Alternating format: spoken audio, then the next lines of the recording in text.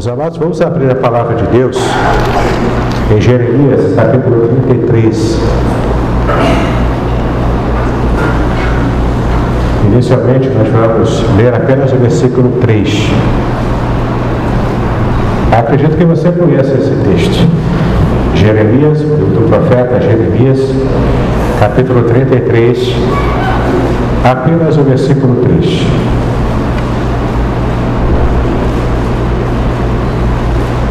Jeremias, capítulo 33, versículo 3, que diz o seguinte: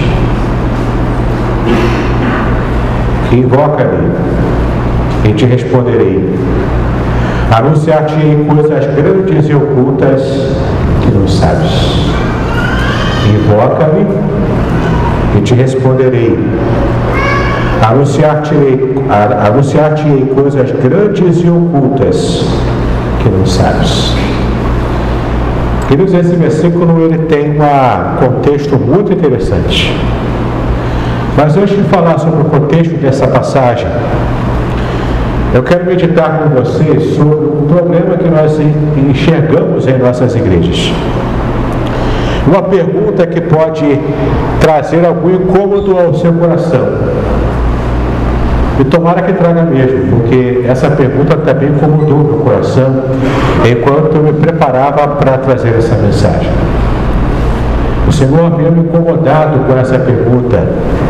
E essa pergunta é: por que nós muitas vezes temos uma vida espiritual, uma percepção de vida espiritual tão apequenada, tão pequena, tão medíocre, se nós servimos a um Deus grandioso? Se nós servimos um Deus grande, porque muitas vezes nós temos uma visão limitada daquilo que Ele pode fazer na minha vida espiritual e na igreja onde eu congrego. A Bíblia diz que a igreja é o ajuntamento dos santos. O Senhor também disse, o Senhor Jesus disse, que onde Ele estiver, que onde houver duas ou três pessoas reunidas em nome dEle, Ele ali estará. Ora, se o Senhor está com o ajuntamento do seu povo, da sua igreja, e o Senhor é grande, por que a nossa visão é tão pequena? Por que nós não temos essa fé pujante, essa fé forte, revigorante, que nos faz realmente desejar e esperar coisas grandes de um Deus grande? Essa palavra de hoje, ela tem o objetivo de incomodar o seu coração lá na raiz. Quem sabe está movendo alguma coisa dentro de você, para que você a partir de hoje tenha uma vida espiritual exuberante na presença do nosso Deus que é grande. Quem sabe essa palavra vai mexer com as tuas estruturas hoje. Quem sabe você sairá daqui hoje com o seu coração pulando de tanta efervescência na fé. E se isso acontecer, meu irmão, minha irmã, eu já sentirei o meu coração tranquilo na presença do Senhor, porque foi esse o recado que Ele implantou em mim para que eu trouxesse para você nessa noite. E essa palavra é muito clara. Vejam o que esse versículo diz: clama a mim e eu te responderei. Na vida do profeta Jeremias, essa palavra clamar, também no hebraico pode ser traduzida como gritar. Grita para mim, que eu vou responder a você de um modo diferente do que você está acostumado a receber. E a gente precisa entender qual era o contexto em que o profeta estava. Deus havia chamado Jeremias desde o começo, desde o ventre. Já havia separado Jeremias desde a sua juventude para que ele seja profeta. E a palavra que Jeremias recebeu de Deus para trazer aquele povo, o povo de Judá, era uma palavra dura e difícil, porque Judá havia pecado constantemente. Judá estava constantemente caindo em pecado de idolatria. O capítulo 32 diz inclusive que Judá estava pecando, sacrificando crianças a Moloque. Moloque era um deus pagão, que é um deus falso, naturalmente, mas que nessa cultura do deus falso Moloque, ele exigia que se sacrificasse crianças recém-nascidas para que a vida do pai e da mãe, olha só, fosse bem, se sacrificasse aquelas crianças. E muitos em Israel estavam cometendo esse crime esse que muitos hoje, no século XXI e pleno século XXI, não adoram a Moloque, mas também sacrificam crianças nos altares da medicina, dessa medicina muitas vezes até clandestina, retirando crianças, seres vivos do ventre da mãe que rejeitou aquele filho, um filho desejado. Mas em Israel estavam cometendo torpezas de todos os níveis. E isso estava entristecendo, estava azedando o coração de Deus com respeito ao amor que Ele tinha para aquelas pessoas, para aquele seu próprio povo. O povo que Ele havia separado, o povo que Ele havia escolhido, o povo que Ele tinha um plano. Mas esse povo estava caído em pecado. Tal era a condição desse povo, tal era o caimento desse povo, que Deus então determina desde a eternidade. Haverá agora um castigo para consertar. Com o coração pesado, com o coração muito entristecido, Deus então perpetra todo o seu plano de trazer castigo sobre Judá, sobre Israel, através do cativeiro. Então ele levanta um rei ímpio, adorador de deuses falsos da Babilônia, chamado Nabucodonosor.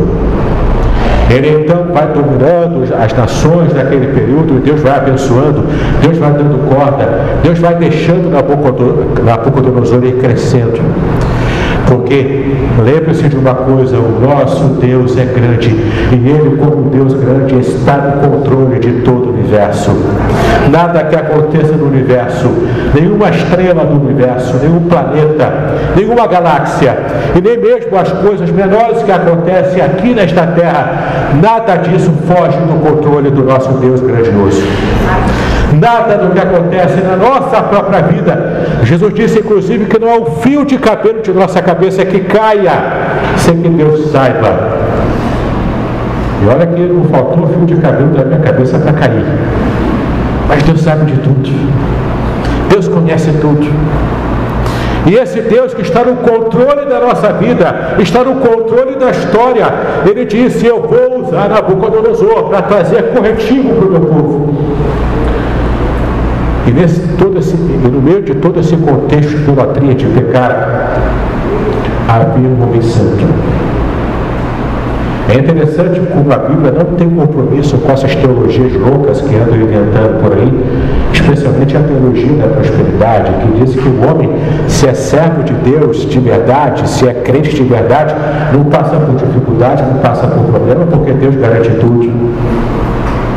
Você vê um povo num contexto de idolatria, num contexto de queda moral, espiritual e até política, o povo sendo corrigido por Deus, e no meio desse povo, um homem santo, um homem que não havia caído em idolatria, um homem que estava à disposição de Deus, que estava no centro da vontade de Deus, mas estava no meio, foi levado cativo junto. Um homem que estava sofrendo todas as dificuldades, mas ainda assim Deus estava com ele. No meio da calamidade, Deus estava com Jeremias. Ora, o que Jeremias havia feito? Nada a não ser falar o que Deus mandou ele falar. E é interessante que a palavra que Deus deu para que Jeremias falasse não era uma palavra que agradava. Ele chega para Zedequias, o rei de Judá, ainda antes de tomar, pouco tempo antes de Nabucodonosor invadir de verdade, cercar a cidade de Jerusalém. Zedequias chega para Jeremias e pergunta, e aí, o profeta, o que vai acontecer? O que eu tenho que fazer? Como é que vai ser? A palavra que Deus coloca na boca do seu profeta é o seguinte: não adianta fazer nada, porque Deus determinou que Judá fosse levado cativo. por Nabucodonosor, o rei da Babilônia. E então o que acontece? Zedequias fica muito irritado. Ele tinha um poder político ainda, ele ainda era o rei de Judá. Estava quase chegando Nabucodonosor com o seu exército para arrasar com tudo. Então Zedequias dá uma ordem para os seus soldados: eu não posso lutar contra Nabucodonosor ainda.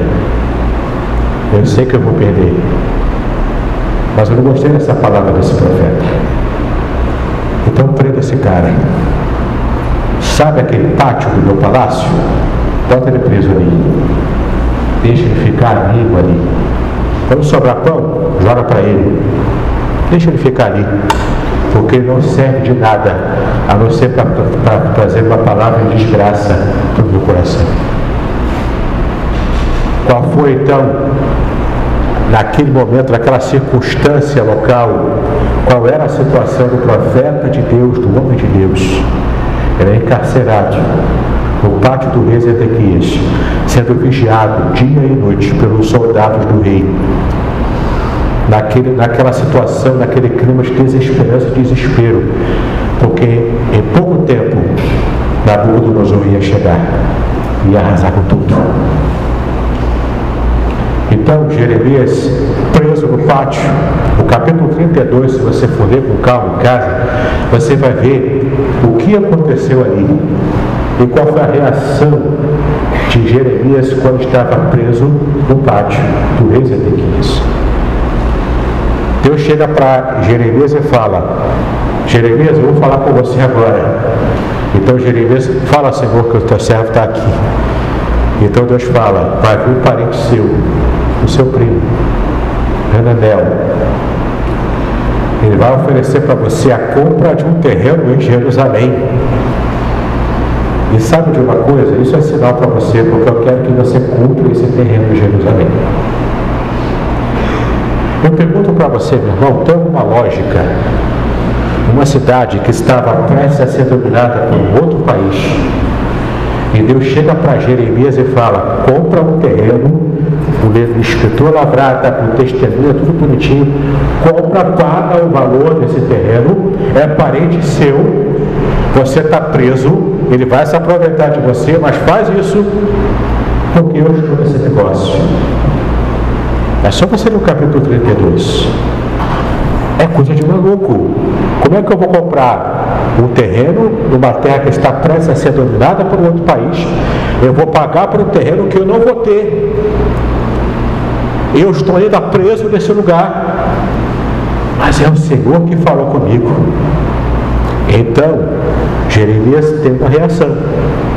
A partir do versículo 16 do capítulo 32, ele faz uma oração. E a oração que Jeremias faz no cárcere, tendo que comprar um terreno que na verdade ele não queria comprar, era uma coisa linda, maravilhosa, que você vai ler, e se você ler com calma e com atenção, você vai ver o quanto o profeta exalta ao Deus grandioso, Criador de todo o universo, soberano sobre tudo e sobre todos, e ele se submete a essa ordem aparentemente insensata que Deus manda o seu servo fazer. E a coisa ainda pior para Jeremias. Ele compra um terreno caro que ele não queria. Ele está preso no pátio do rei, sendo maltratado pelos seus próprios patrícios em Judá. E Nabucodonosor vai avançando. E à medida que Nabucodonosor avança com o seu exército, Zedequias dá uma outra ordem: olha, joga agora o profeta numa cisterna.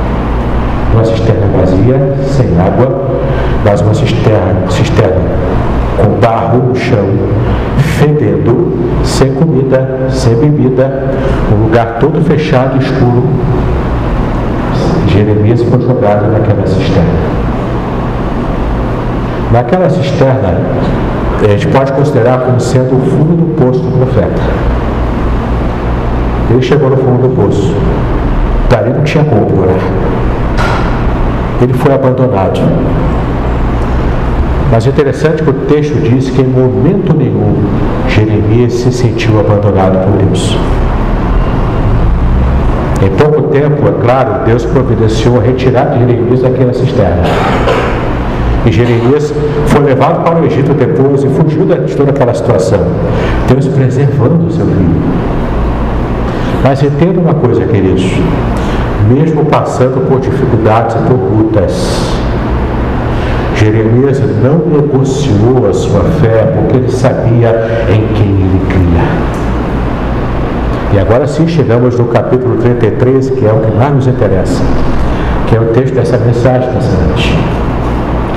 Ainda no pátio, antes de ser jogado na cisterna, então Deus chega para Jeremias e fala: você está nesse pátio, eu já mandei você comprar o terreno, você já fez, meu servo, bom e fiel, agora clama a mim, que eu vou te responder.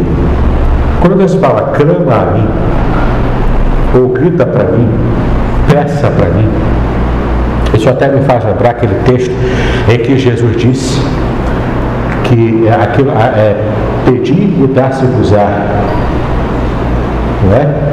Então quando eu peço, eu recebo. Deus fala para o profeta Jeremias: pede, clama, não importa onde você estiver, clama, porque eu tenho resposta para você. O que ele quer dizer com isso? Onde você estiver, tenha ainda intimidade comigo, tenha em mim a fonte e a solução dos seus problemas, tenha em mim a solução para tudo aquilo que você enfrenta, porque eu tenho como tirar você de todas as situações em que você se encontra. Eu tenho como trazer para você a solução e a esperança que o seu coração já está muitas vezes perdendo.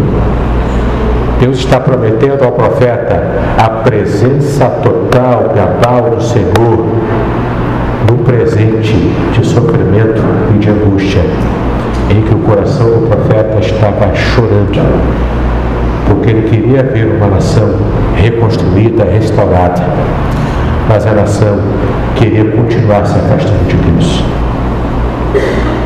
Qualquer um que tenta pregar o Evangelho nesse país, aqui no Brasil, hoje, no pleno século XXI, vai encontrar barreiras tão grandes como a que o profeta Jeremias encontrou. Pessoas não vão querer ouvir a mensagem, porque a mensagem do Evangelho, quando ela é pregada de verdade, ela não massageia o nosso ego. A mensagem do Evangelho, quando ela é pregada com certeza daquilo que o Senhor falou, ela não traz aquele conforto que o povo acha que precisa ter, de ter o seu ego massageado e de receber muitos elogios, mesmo fazendo coisas erradas. A mensagem que o Senhor tinha para o profeta era uma mensagem dura, mas também era uma mensagem de esperança e de restauração. Clama a mim, que eu vou te responder agora no presente. E no futuro, sabe o que eu vou fazer? O versículo 3 continua: no futuro, eu vou anunciar a você, e agora que vem o mistério, eu vou anunciar para você coisas grandes e profundas que você não sabe. Por que coisas grandes? Porque o Senhor é aquele que trabalha na ordem da grandeza. Ele olha e se preocupa assim com a nossa situação pequena, menor, em estágio menor, mas Ele tem uma visão muito mais ampla do que nós podemos imaginar. Então, Jeremias, meu filho, meu servo, eu tenho coisas grandes para mostrar para você. É só você clamar. E Jeremias, meu filho, além de coisas grandes, eu tenho também coisas profundas. Ou, como está lá no texto também original, na língua hebraica, eu tenho coisas inacessíveis, coisas que você não consegue alcançar. Você imagina aquela criança tentando pular para pegar um pacote de biscoito em cima de um armário que ela não consegue alcançar e precisa pedir, clamar: meu pai, pega para mim aquele biscoito. Minha mãe, pega para mim aquele sorvete que eu tanto quero comer. Jeremias estava assim, tentando pular, alcançar uma revelação que era maior do que ele podia suportar. Mas então o Senhor disse: olha, está vendo uma criança que pede para o pai pegar alguma coisa que está muito alta? Clama para mim, porque eu tenho resposta para você. E eu tenho como anunciar para você coisa grande demais, inalcançável. Você não consegue alcançar sozinho, mas eu posso te dar. Porque eu sou o Senhor eterno, supremo, eu sou grandioso e eu posso dar para você o que você não alcança. Quando o Senhor então fala assim para Jeremias, no contexto, você vai ler em casa, no capítulo 33 ainda, ele já vai revelando aquilo que ele tinha para mostrar ao profeta. Eu separei aqui algumas coisas importantíssimas em 3 estágios de revelação, para você ver como esses estágios vão crescendo e aumentando em importância. E Jeremias recebeu tudo isso no pátio, preso e depois na cisterna. Olha como ele recebeu essas coisas grandes. O primeiro estágio, do versículo 6 a 9, desse capítulo ainda, do capítulo 33, Jeremias não tinha como saber isso. Ele estava todo acorrentado. Mas então Deus revela para ele que no futuro próximo em termos históricos, né? Porque o cativeiro babilônico durou 70 anos. Mas Deus permitiu que Jeremias sobrevivesse para ver a ação de Deus libertando o seu povo naquela situação mais imediata. Então, no primeiro estágio de revelação que Deus deu para Jeremias, ele prometeu, nos versículos 6 ao 9, ele prometeu que livraria Judá do cativeiro babilônico. Fica tranquilo, Jeremias. Essa luta toda que você está passando vai durar só um tempo. Eu tenho algo maior e melhor para mostrar para você. Então a gente vai para o segundo estágio dessa revelação. O segundo estágio é quando Deus fala para Jeremias o seguinte, no capítulo 31, no versículo 31, desse livro do profeta Jeremias, Deus já havia falado para ele. E é o segundo estágio de grandeza que Deus revela para o profeta. Deus diz o seguinte, que vai chegar um dia em que eu vou fazer uma nova aliança com Judá. Não mais a aliança de Moisés, que Judá cansou de quebrar, mas uma aliança eterna, porque eu vou colocar a minha lei no coração de todos os meus filhos, de todo o meu povo escolhido.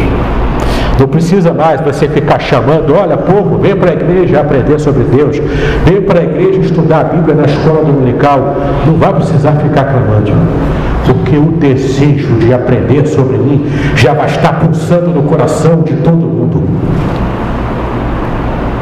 Deus prometeu isso para o profeta. É a nova aliança que Deus estaria estabelecendo. E vejam, os irmãos, essa nova aliança já aconteceu. Nós somos hoje alvo dessa bênção que Deus prometeu para o profeta Jeremias. Nós já temos a nova aliança, nós já vivemos nesse contexto, nós já temos acesso à presença de Deus. Em Cristo Jesus nós temos acesso direto ao Pai. Eu não preciso mais toda essa parafernália judaica de sacrificar animal, de tocar chofar e de ficar carregando para cima e para baixo marca da aliança. Em Cristo Jesus, Deus está comigo todos os dias da minha vida.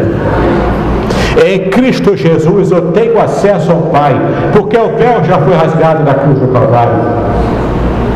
Todo véu que separava o lugar santo do lugar santíssimo no tabernáculo, ele já foi rasgado. Porque em Cristo Jesus, hoje eu consigo caminhar com Deus. É como se Deus quisesse tanto se comunicar, e de fato Ele quis se comunicar com a gente, que Ele assumiu a nossa forma e teve cheiro de gente, andou junto com a gente, tocou na gente, foi tocado por nós. É o próprio Deus, em forma humana, caminhando nessa terra. A nova aliança já foi alcançada em Cristo Jesus. Meu querido, não para por aí não. Nosso Deus é grande. E tem ainda o terceiro estágio da revelação que Deus deu para o profeta. O último estágio. E esse estágio é o estágio de maior grandeza, porque é o plano eterno de Deus desde o começo do mundo. Esse terceiro estágio é o estágio em que nós teremos a vida eterna garantida por Cristo. E tem alguns detalhes ali que eu quero mostrar para vocês. Por gentileza, abra a palavra de Deus em João capítulo 10, versículo 10. Esse texto você conhece. João capítulo 10, versículo 10.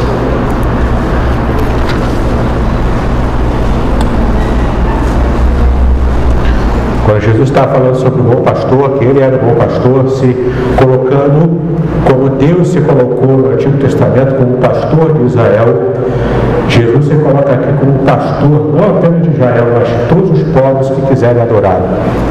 Então ele se coloca como bom pastor. E no versículo 10, olha como é que ele diz: o ladrão veio somente para roubar, matar e destruir. No contexto do capítulo 10 de João, o ladrão aqui é o falso mestre, não é o diabo.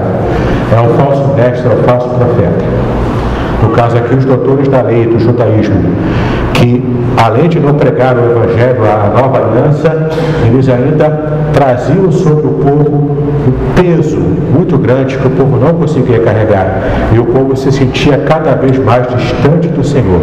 Então eles contribuíam para afastar o povo de Deus e não para aproximar.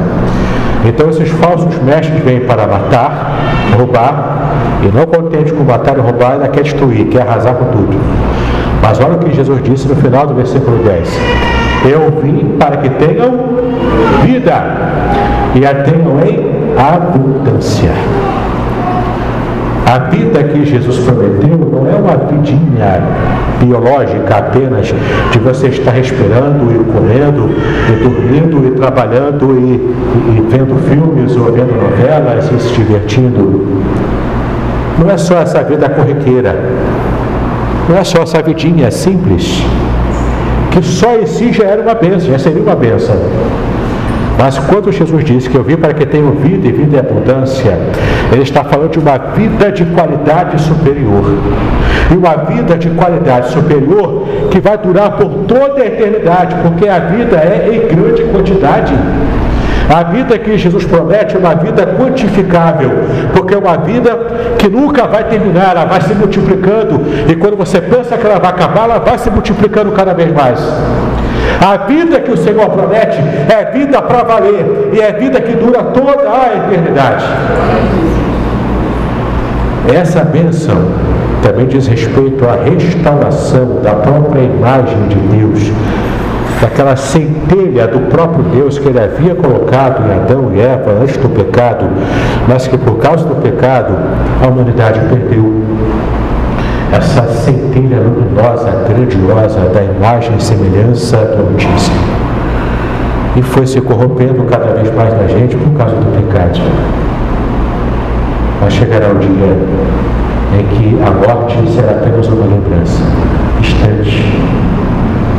Vai chegar um dia em que a gente vai realmente se ver livre de todas essas amarras, esses grilhões que nos prendem ao pátio dessa terra. E mesmo tendo pequenos vislumbres daquilo que o Senhor tem a nos falar de sua grandeza, nós temos a esperança prometida pelo próprio Deus, garantida pela obra de Cristo, de que a vida eterna está garantida para mim, e a minha natureza humana será restaurada para a glória do Senhor. Esse é o compromisso de Deus eterno para com o seu povo, que não apenas fica restrito a Israel, mas que abrange o seu povo em todo o mundo, em todos os países dessa terra. Para fechar essa mensagem, eu queria ler com vocês apenas o Salmo 25. Salmo de número 25. Versículo 14.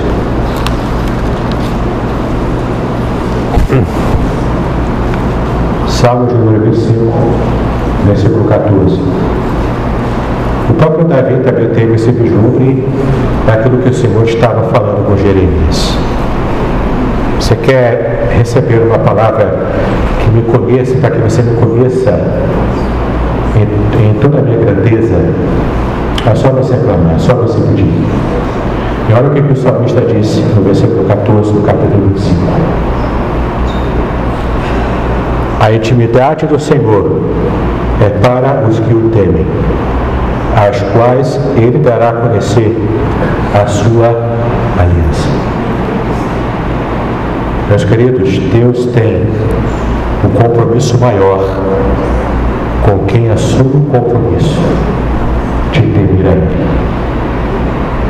Em outras palavras, Deus demonstra mais o seu amor e a sua intimidade quando nós criamos a coragem de lançar fora todas as amarras que nós muitas vezes lançamos com as coisas desse mundo. Veja bem, não é pecado assistir filme, não é pecado assistir novela, não é pecado assistir futebol ou jogar futebol. Não é pecado nada disso. Não é pecado. Mas é tudo uma questão de escolha nesse sentido para buscar a santificação. Se eu coloco o futebol e fico sempre trocando, orar, falar com Deus para assistir um filme, para poder jogar um futebol, é uma escolha que eu faço. E com essa escolha eu estou dizendo para Deus: Senhor, é mais importante para mim me divertir do que estar em intimidade contigo. Então, cada atividade dessa que eu escolho fazer as coisas desse mundo para me divertir e escolho não estar na presença de Deus, é uma âncora que eu vou jogando nesse mundo. E o meu coração fica ancorado em um monte de coisas que essa vida me oferece. E quanto mais ancorado eu estou nas coisas desse mundo, menos ancorado eu vou estar com o coração do Pai. Pecado em si não é. Mas percebe como muitas vezes a escolha que eu faço determina o tipo de vida espiritual que eu vou ter. Às vezes eu fico invejando a vida espiritual de alguém que é tão direcionado por Deus, que Deus usa o irmão fulano, a irmã fulana para fazer tanta coisa, e eu fico me perguntando por que o Senhor não age comigo desse jeito. Às vezes a resposta está no tipo de âncora em que eu fico colocando no coração. Nessa noite eu tenho um desafio para você. Para você clamar a Deus e receber resposta dele, ainda que você esteja acorrentado num pátio existencial, ainda que você esteja acorrentado a alguma situação, ou que colocaram você, ou que você mesmo se colocou. Deus, ele pode responder e trazer para você uma revelação máxima, maior do que você espera, desde que você esteja colocando o seu coração ancorado naquele que é o Senhor maior de todo o universo. O desafio está lançado. Aonde você vai colocar a âncora do seu coração? Não adianta você olhar para as circunstâncias ao seu redor. Se Jeremias olhasse ao seu redor, ele veria prisão, cisterna, desespero, Nabucodonosor chegando, o povo desesperado tentando se livrar daquela situação. O fundo do poço que muita gente chega na vida, só Deus é que pode tirar de lá. Corrie ten Boom, uma serva de Deus, do Deus Altíssimo, que foi parar no campo de concentração nazista, porque ela tinha ascendência judaica e também havia ajudado alguns judeus. Naquele momento desesperador, em um campo de concentração nazista, a morte estava ali a balde todos os dias. Ela conseguiu sobreviver e saiu viva, a irmã dela que ficou. Mas a Corrie ten Boom conseguiu sair do campo de concentração ainda viva. E pôde testemunhar. E ela disse o seguinte, no seu livro, o Refúgio Secreto. Ela disse o seguinte: não há poço mais fundo que o meu Deus não possa alcançar. Não importa a situação que você está, meu querido.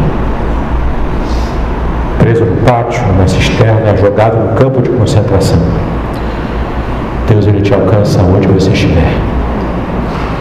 E Deus fala para você nessa noite: você pode ter uma vida espiritual diferente.